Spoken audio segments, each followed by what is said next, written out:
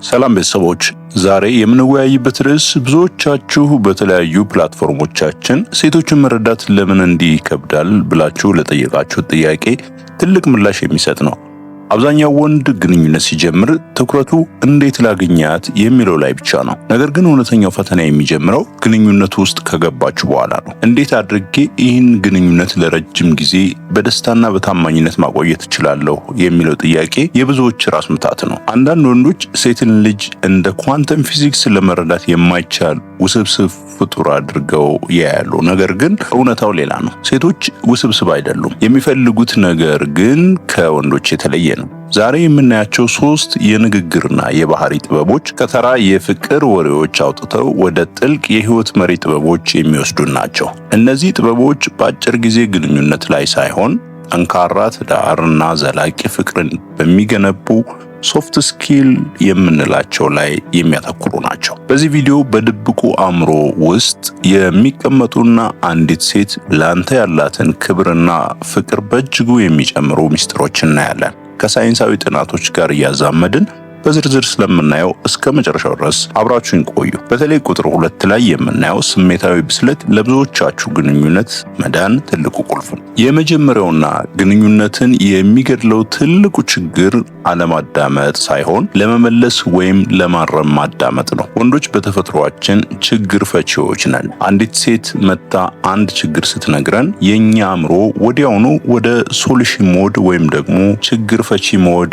ይገባል። እንግዲያውስ እንዲህ አድርጊ፣ እንደዚህ ብለሽ መልሽለት እያለን መመሪያ እንሰጣለን። እሷ ግን በዚህ ሰዓት መመሪያ ሳይሆን መደመጥን ነው የምትፈልገው። በዋሽንግተን ዩኒቨርሲቲ የታወቁት የስነ ልቦና ምሁር ዶክተር ጆን ጎትማን ላቭ በተሰኘው ምርምራቸው እንዳረጋገጡት ዘላቂና ደስተኛ ግንኙነት ያላቸው ጥንዶች ዋነኛ ሚስጥር ኢሞሽናል አቲዩንመንት ወይም ስሜታዊ መግባባት ነው። ጥናቱ እንደሚያሳየው አንዲት ሴት በግንኙነት ውስጥ ከምንም በላይ የምትፈልገው ስሜቷ ትክክል እንደሆነ እንድታረጋግጥላት ነው። እሷ ስታወራ መፍትሄ ከመስጠት ይልቅ ስሜቷን ተረድተህ ስታስተጋባላት በድብቁ አእምሮዋ ውስጥ ይህ ሰው ከማንም በላይ ይረዳኛል የሚል ጥልቅ እምነት ይገነባል። ታዲያ ይህንን ጥበብ በተግባር እንዴት እንጠቀመዋለን? ንቁ አድማጭነት ማለት በንግግር መሃል ጣልቃ አለመግባት ብቻ አይደለም። የሚከተሉትን 3 ደረጃዎች መከተል ነው። አንደኛው ሙሉ ትኩረት መስጠት ነው። ስታወራ ስልክን አስቀምጥ፣ አይኗን ተመልከት። አእምሮህ ሌላ ቦታ መሄዱን ካወቅ ወዲያውኑ መልሰው። ሁለተኛ አረጋጋጭ ጥያቄዎችን ጠይቅ። እንዲህ ስለተባልሽ ነው ያሳዘነሽ?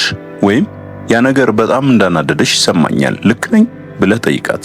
ይህ ማለት እየሰማሁሽ ብቻ ሳይሆን ስሜትሽንም እየተጋራሁት ነው የሚል መልእክት ለድብቁ አእምሮ ያስተላልፋል። 3ኛ መፍትሄን ማቆየት ይኖርብሃል። መፍትሄ መስጠት ካለብህ እንኳን መጀመሪያ ስሜቷን በሚገባ ተረድተህ እሷም ተረድቶኛል የሚል ስሜት ላይ ስትደርስ ብቻ ነው። ይህን ችግር እንዴት እንድንፈታው ትፈልጊያለሽ? እኔ ምን እንዳደርግልሽ ትፈልጊያለሽ ብለህ ጠይቃት። አብዛኛውን ጊዜ እሷ የምትፈልገው እንድታቅፋትና አብሬሽ ነኝ እንድትላት ብቻ ነው። ይህን ጥበብ ስትለማመድ በቤታችሁ ውስጥ ያለው ጭቅጭቅ በ50% ይቀንሳል። ምክንያቱም አብዛኛው ጭቅጭቅ የሚመጣው አልተረዳኸኝም ከሚል ስሜት ነውና። ሁለተኛውና በጣም ወሳኝ የሆነው ጥበብ ስሜታዊ ብስለት ነው።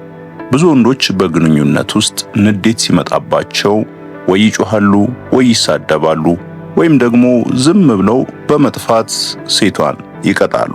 እነዚህ ሁሉ የድክመት ምልክቶች እንጂ የጥንካሬ ምልክቶች አይደሉም። ስሜታዊ ብስለት ማለት ስሜትን መቆጣጠርና በክርክር ወቅት እንኳን ለዛ ያለው ንግግር ማድረግ መቻል ነው። በኒውሮሳይንስ ውስጥ አሚግዳላ ሃይጃክ የሚባል ክስተት አለ። አንድ ሰው ሲናደድ የአእምሯችን የሎጂክ ክፍል ስራውን ያቆምና የስሜት ክፍላችን ስልጣኑን ይረከባል። በዚህ ሰዓት የምንናገረው ነገር ሁሉ ግንኙነታችንን የሚያፈርስና በኋላ የምንጸጸትበት ይሆናል። ጥናቶች እንደሚያሳዩት በግንኙነት ውስጥ ወንዶች ስሜታቸውን የመቆጣጠር ብቃት ሲኖራቸው ግንኙነቱ የመፍረስ ዕድሉ በ80% ይቀንሳል። እናም የሚከተሉት የስሜት ብስለት መገለጫዎች ናቸው። የመጀመሪያው እኔ የሚባል አባባልን መጠቀም ነው። አንቺ ሁልጊዜ እንዲህ ነሽ ብለህ ከመወንጀል ይልቅ እኔ እንዲህ ሲደረግ ያሳዝነኛል ወይም እኔ እንዲህ አይነት ሁኔታ ሲፈጠር ይከፋኛል በል። ይህ ሲሆን እሷ ራሷን ለመከላከል ግድግዳ አትሰራም። ይልቁንም አንተን ለመረዳት ትሞክራለች። ሁለተኛው ጊዜ መውሰድ ነው። ንዴትህ ጣሪያ ሲነካ መናገር አቁም። አሁን በጣም ተናድጃለሁ፣ ሳልፈልግ የምጸጸትበትን ቃል እንዳልናገር ለ20 ደቂቃ ያህል ለብቻዬ መሆን እፈልጋለሁ። ከዛ በኋላ እንወያያለን ወይም እንነጋገራለን በላት። ይህ ማለት ላንቺ ያለኝ አክብሮት ከንዴቱ ይበልጣል ማለት ነው። ሶስተኛ ድክመትን መግለጽ ነው። እውነተኛ ጥንካሬ ፍርሃትህንና ስጋትህን መግለጽ መቻል ነው። ይህ ነገር ስጋት ላይ ጥሎኛል ብለህ ስትነግራት እሷን እንደ ጠላት ሳይሆን እንደ ጓደኛ እያያት እንደሆነ ትረዳለች። በድብቁ አእምሮዋ ውስጥ ስሜቱን መቆጣጠር የሚችል ወንድ አስተማማኝና መሪ ተደርጎ ነው የሚወሰደው። ስሜታዊ ብስለት ያለው ወንድ ሴትን ልጅ በሰንሰለት ሳይሆን በአክብሮት ያስራታል። ሶስተኛውና ግንኙነትን በጣፋጭነት የሚያቆየው ጥበብ ወጥ የሆነ አድናቆት ነው።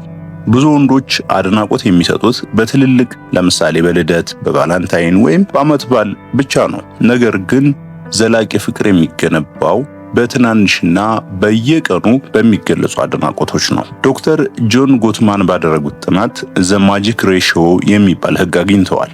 ይህ ህግ እንደሚለው በአንድ ደስተኛ ግንኙነት ውስጥ ለአንድ መጥፎ ገጠመኝ ወይም ትችት ቢያንስ 5 መልካምና አዎንታዊ ገጠመኞች መኖር አለባቸው። አድናቆት አንዱና ትልቁ አዎንታዊ ገጠመኝ ነው። አድናቆት በሌለበት ግንኙነት ውስጥ ሴት ልጅ አልታየሁም፣ ዋጋ የለኝም የሚል ስሜት ይሰማታል። የሚከተሉት ጥቃቅን የሚመስሉ ነገር ግን ትላልቅ አድናቆቶች ናቸው። አንደኛው ባህሪዋን ማድነቅ ነው። ዛሬ ለእናቴ የደወልሽላት ነገር በጣም ደስ ብሎኛል፣ ምን ያህል ደግ እንደሆንሽ አሳይቶኛል በላት። የሰራችውን ስራ ብቻ ሳይሆን ከስራው ጀርባ ያለውን መልካም ማንነቷን ንገራት። ሁለተኛ ጥረቷን ማድነቅ ነው። ቤቱን እንዲህ አድርገሽ ስላስተካከልሽው አመሰግናለሁ፣ ለኔ ምቾት ብለሽ እንደደከምሽ አውቃለሁ በላት። የምታደርጋቸው ነገሮች ሁሉ እንደ ግዴታ ሳይሆን እንደ ስጦታ እንደሚታዩላት ንገራት። በሶስተኛ ደረጃ በጽሁፍ መግለጽ ነው። በስራ መሃል ድንገት ስላንቺ ሳስብ ዋልኩ፣ በህይወቴ ስላለሽኝ ደስተኛ ነኝ የሚል አጭር የቴክስት መልእክት ላክላት። ይህ በድብቁ አእምሮዋ ውስጥ ዶፓሚን እንዲመነጭ ያደርጋል። አድናቆት ልክ እንደ ውሃ ነው።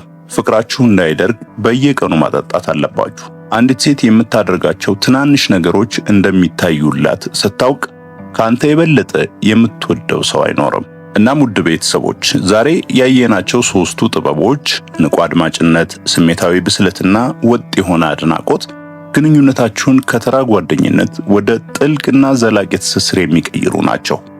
እነዚህን ጥበቦች በተግባር ስታውሉ የሴቶችን ባህሪ መረዳት አቅቶን ነበር የሚለው ጭንቀታችሁ ተወግዶ በራስ መተማመን ያለውና የተከበረ ወንድ ትሆናላችሁ። አስታውሱ፣ ግንኙነት ልክ እንደ ስራ ነው። በየቀኑ ጥረትና ክህሎት ይጠይቃል። ከነዚህ 3 ነጥቦች ውስጥ እናንተ ግንኙነታችሁ ላይ የጎደለ መስሎ የሚታያችሁ የትኛው ነው? ወይም በብዛት የምትጠቀሙበት የትኛውን ነው? ሐሳብ አስተያየታችሁን ኮሜንት ላይ አስቀምጡልኝ። እያንዳንዱን አነበዋለሁ። ቪዲዮ ጠቃሚ ሆኖ ካገኛችሁት ላይክ ማድረጋችሁንና ለወዳጆቻችሁ ማጋራታችሁን አትርሱ።